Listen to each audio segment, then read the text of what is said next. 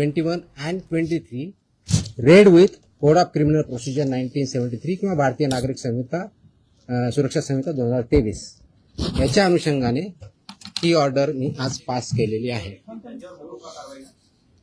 एक मिनिट मला बोलतो त्या माझं पूर्ण होऊ दे, पूर्ण झाल्यानंतर विचारा ना प्रश्न. सो ही कारवाई करताना हे प्रोव्हिजन्स आहेत. त्याच्यामध्ये ऑथॉरिटी कोणती आहे, त्याचं रॅशनल काय आहे, कोणत्या क्राईम्सला, कोणत्या ऑर्गनाइज क्राईम मधल्या जी 21D ची डेफिनेशन सांगितलं त्याच्या क्राईम मध्ये हा क्राईम कसा बसतो, याच्या ऑथॉरिटी कोण कोण आहेत, ह्या सर्व आपण डिफाईन केलेल्या आहेत. आणि याच्या अनुषंगाने अल्टिमेटली आपण काही ऑर्डर्स डिरेक्शन्स या माध्यमातून दिलेल्या आहेत.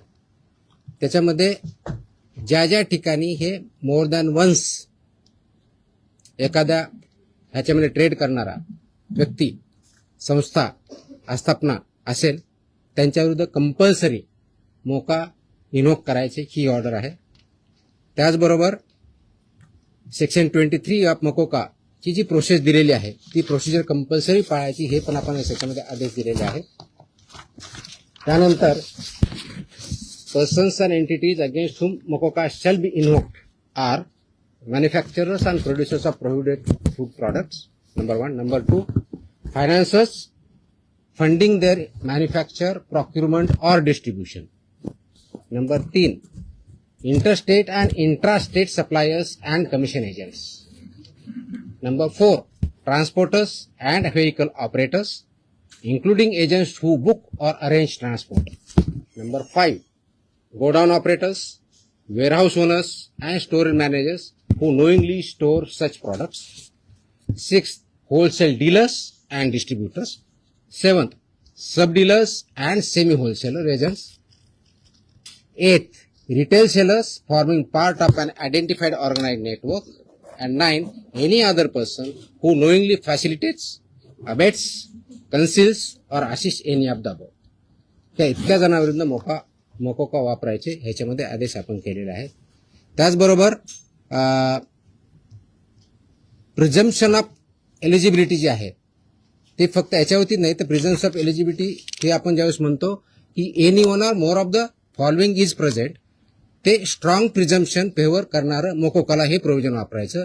आणि no officer shall refrain without recording specific written reasons approved by joint commissioner.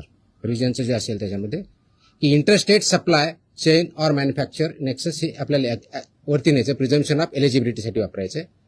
क्लॅन्डिस्टाईन godowns, fake labels, dummy firms or forged invoices याच्यासाठी सुद्धा हा वापरायचा आहे. Simultaneous seizures across multiple districts pointing to a common syndicate त्याच्यासाठी सुद्धा वापरायचं आहे. Corruption of enforcement officials or intimidation of informants of witnesses यासाठी आपण वापरणार आहोत. Seizure value exceeding ₹10 lakhs in a single action or ₹25 lakhs cumulatively from the same account or network. आणि financial flows indicating systematic profiteering including hawala और बेनामी channels याच्यासाठी आपण ते एस्केलेट करण्यासाठी हे सुद्धा प्रोव्हिजन त्याच्यामध्ये आपण वापरणार आहोत. याची ओरिजिनल ड्युटी आहे ते आपण फूड सेफ्टी ऑफिसरवरती देणार आहोत. डेजिग्नेटेड ऑफिसरच्या ड्युटी आपण याच्यात ज्याला असिस्टंट म्हणून त्यांना डिफाईन केलेल्या आहेत, जॉईंट कमिशनरच्या केलेल्या आहेत. नेटवर्क वाईड प्रॉसिक्युशन करायचं हे आपण सांगितलं, पार्शियल ऍक्शन घ्यायची नाही, कंप्लीट घ्यायची. आणि कॉन्फिस्केशन, अटॅचमेंट अँड फोरफिचरचं कसं करायचं ट्विन ट्रॅक स्ट्रॅटेजी ही पण त्याच्यामध्ये सांगितलेली आहे.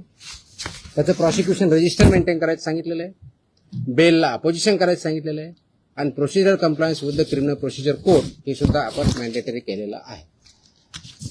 याचा सर्वांचा ऑब्जेक्टिव्ह जो आहे बेसिकली आपण मोका का वापरतोय कारण हा स्ट्रिंजंट लॉ आहे, आय अंडरस्टँड. आणि त्याचं म्हणूनच खूप थॉट करून विचार करून याच्यावरती कायद्याचे जे कलम आहेत, सेक्शन्स आहेत त्याचा अभ्यास करून this order is basically done to prosecute in the interest of food safety in violation but as an organized crime against public health.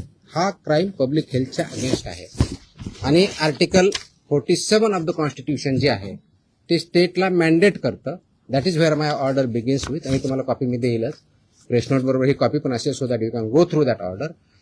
It says Article 47 of the Constitution of India cast upon a state primary duty to improve public health and in particular to bring about prohibition of consumption of substances injurious to health. हे already आपण prohibit केलेलं आहे.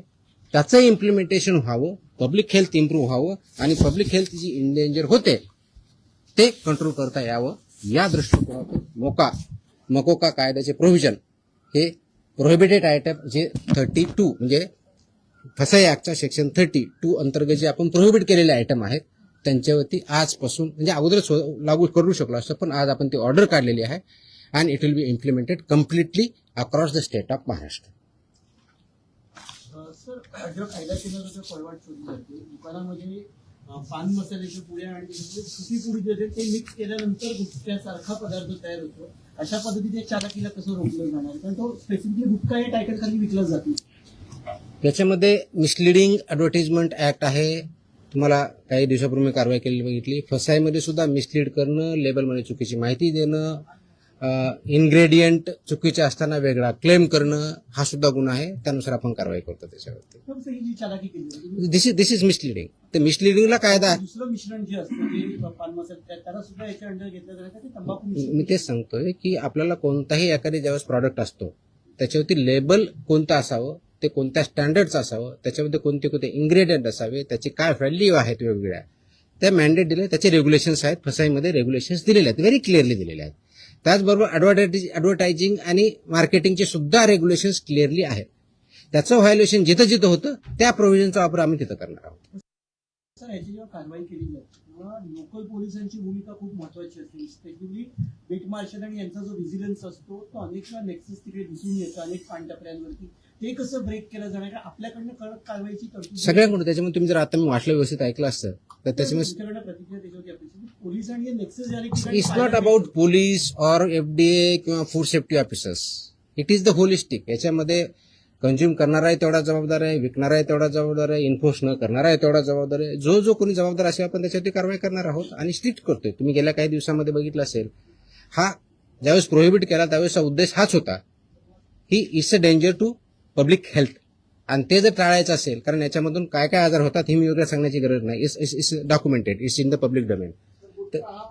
ते करण्यासाठी आपल्याला स्ट्रिंजंट ऍक्टचे provision आपण आज का इन्व्होक करतोय, कारण जेवढ्या इफेक्टिव्हली आपल्याला करायचं होतं तेवढं होऊ शकलं ना. हा डेटाच्या आधारे तुम्हाला मी डेटा सांगतो, म्हणजे जस्ट फॉर इन्फॉर्मेशन आपल्याला हा एक असेल की आतापर्यंत गेल्या 10 वर्षात ऑलमोस्ट आपण FIR किती केलेले आहेत महाराष्ट्रामध्ये. 32चा FSSAचा जो सेक्शन प्रोहिबिट केलेला आहे याच्यावरती.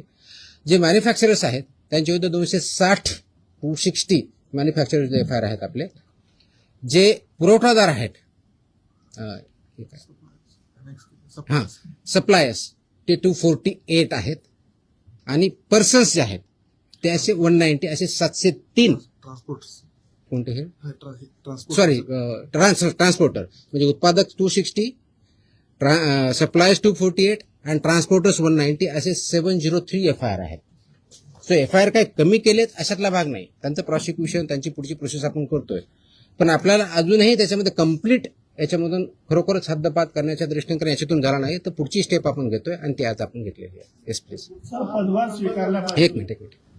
गुटखा हा 2 नंबर धंदा आणि याच्यामध्ये खूप मोठं अर्थकारण आहे, ज्याच्यामध्ये पोलीस प्रशासन सुद्धा मोठ्या प्रमाणात, खास करून बॉर्डरवरचे जे जिल्हे आहेत किंवा बॉर्डरवरचे जे पोलीस स्टेशन आहेत तर तिथून मोठ्या प्रमाणात गुटखा सप्लाय होतो. आता मी ज्या भागात महाराष्ट्र जिल्ह्यामध्ये पोलीस स्टेशनच्या मोठ्या प्रमाणात पोलीस प्रशासन काही गाड्या पकडतं, काही गाड्या सोडतं, असे पण आपण मी जे सांगितलंय की दोज हु आर रिस्पॉन्सिबल त्यांच्यावरती आपण कारवाई करणार. कुणी असू द्या, म्हणजे माझे अधिकारी होऊ शकतात, इन्व्हॉल्व जर असतील तर दुसरे कोणी असू शकतात. त्याच्यामध्ये एड्स अबेट हे शब्दप्रयोग आपण जे केलेले आहेत त्याच्यामध्ये त्यांचं इन्व्हॉल्वमेंट जर सिद्ध झालं तर आपण त्यांच्यावरती कारवाई.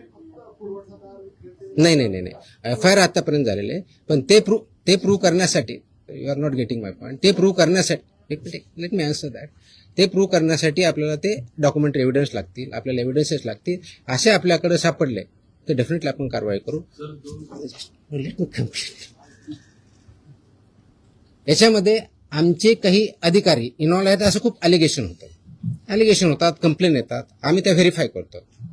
पुढच्या काही दिवसामध्ये असे काही अधिकाऱ्यांचं इन्व्हॉल्वमेंट आहे किंवा नाही याच्याबद्दलचे इन्व्हेस्टिगेशन आमच्याकडे सध्या चालू आहेत. त्याच्यातून जे रिझल्ट येतील ते आपल्यापर्यंत येतीलच. तर आपण पदभार स्वीकारल्यापासून अनेक कारवाया केलेल्या आहेत. आतापर्यंत जेवढ्या कारवाया झाल्या साधारणपणे किती कारवाया झाल्या, किती तो डेटा मी प्रेसमध्ये दिलेला आहे ना. नवीन नाही मी डेटा मी प्रेसमध्ये दिलेला आहे. टीव्हीला त्या बाईट स्वरूपात बाईट स्वरूपात नाही मग टोटल आता ठळक काही कारवाई केल्या तर खूप केल्यात.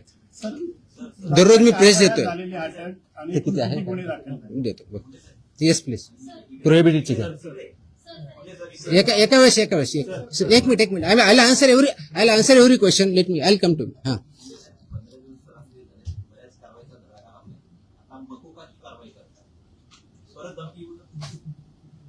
मला धमकी आलेलं कुणी सांगितलं तुम्हाला? नाही sorry, no sorry, please look at ती जुनी क्लिप आहे, कमीत कमी 10 वर्षापूर्वीची आहे. Look at the clip. आताची क्लिप नाही याची ती. दॅट वॉज नाही मला नाही आलेलं. That clip if I remember correctly, मला आठवत नाहीये, इफ आय रिमेंबर करेक्टली बहुतेक ती पुण्यातली क्लिप आहे. फेनावाजी पीएमपीएम आहे. चेकआउट. तुम्ही बघा ते क्लिप आताची नाही, मला कोणतरी पाठवली. मला कोणतरी विचारलं, मला अशी धमकी नाही आलेली.